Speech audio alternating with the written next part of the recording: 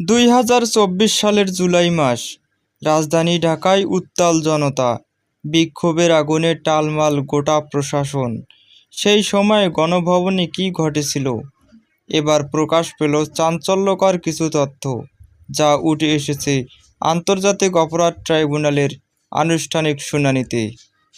5ই August সকাল, সামরিক বাহিনীর শীর্ষ কর্মকর্তারা প্রধানমন্ত্রী শেখ হাসিনাকে পরামর্শ দেন ক্ষমতা ছাড়ার, কিন্তু তার জবাব ছিল বিস্ময়কর। শেখ হাসিনা বলেন, তাহলে আমাকে গুলি করে মেরে ফেলো, গণভবনে কবর দিয়ে দাও।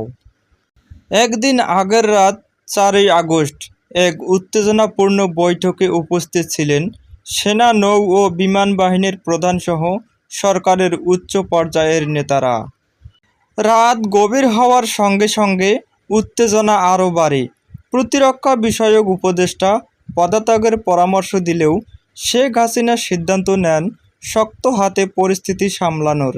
এমনকি বিক্ষোভকারীদের দমনে হেলিকপ্টার থেকে গুলি চালানোর কথাও উঠে আসে।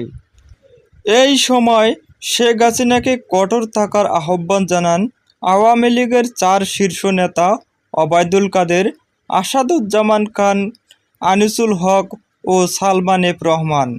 ট্রাইব্যুনালে এদের গ্যাং অফ 4 বলে আখ্যায়িত করা হয়।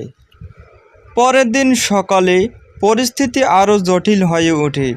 আইজিপি জানান, আইনশৃঙ্খলা বাহিনী ক্লান্ত, অস্ত্র ফুরিয়ে আসে।